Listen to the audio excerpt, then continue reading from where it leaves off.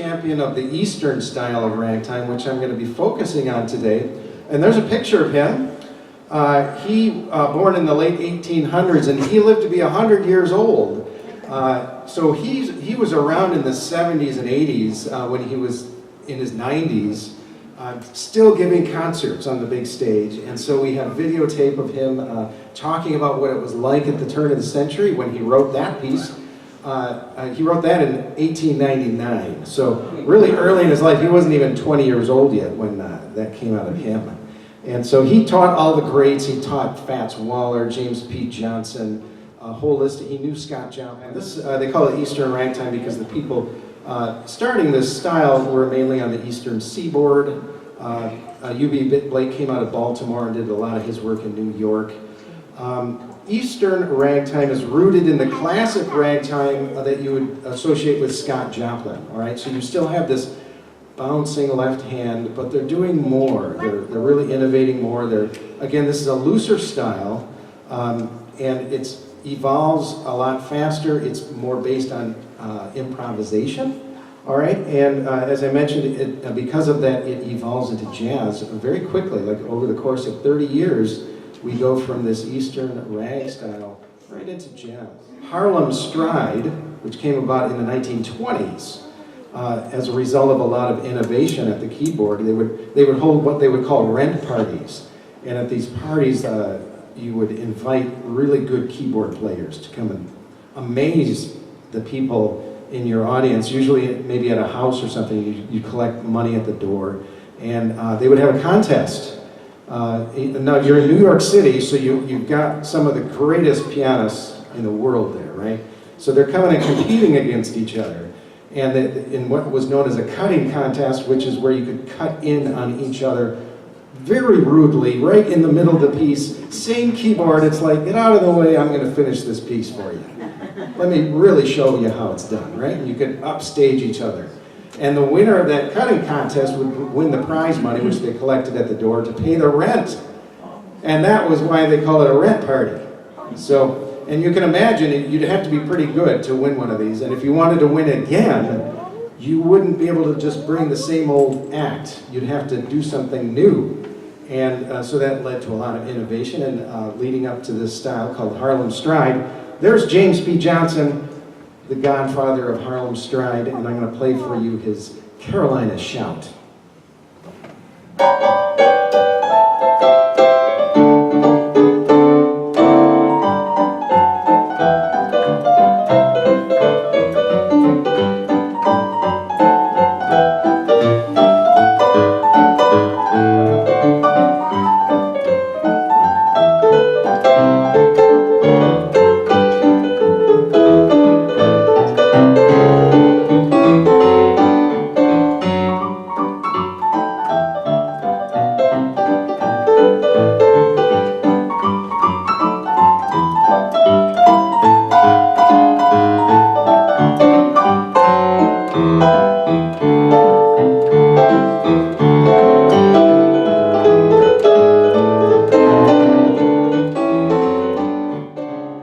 Here's a fella, his name is Fats Waller, and Fats Waller kind of took the torch from James P. Johnson in the Harlem Stride style and went on to be very famous.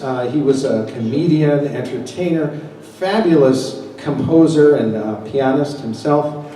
Had a contract with CBS Radio back in the 30s, and so we have the technology is coming along too. So they're able to record now records, the old 78s, right? And we've got a couple here of Fats Waller tunes. I'm going to play both of these for you. I'm going to get into this, and I'm going to actually point to the keyboard when I'm playing the theme. And it's a very short quote from a very famous classical piece of music. And I want you to see if you can recognize it.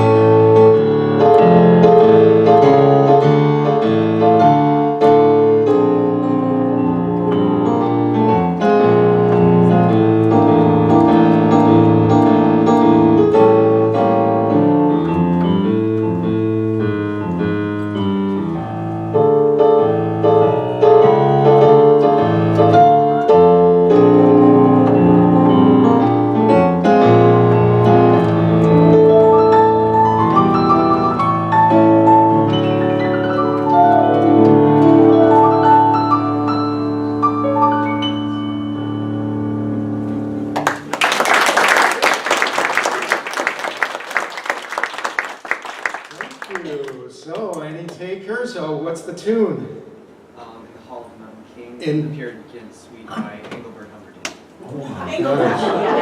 Okay, we got a lot of really good information, a lot of accurate information there. It is in the Hall of the Mountain King. It is, and it is from the Bergin Suite, which I did not ask for, so that's really good extra credit. Who's the composer? Edvard Grieg is correct. Can't fool an old Norwegian. Can't fit full in old Norwegian. That's right.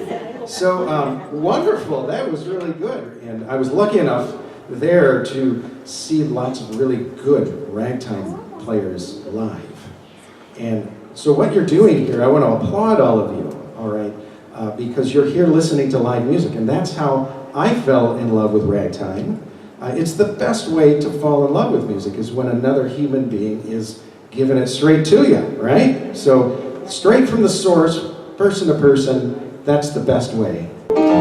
Charleston, Charleston, made in Carolina, some dance, some dance, all say there's something finer than the Charleston, Charleston, Lord, how you can shuffle, every step you do leads to something new, man, I'm telling you, it's a lapazoo buck dance, wing dance, will be a back number, but the Charleston, the new Charleston, that dance is surely a corner. Sometimes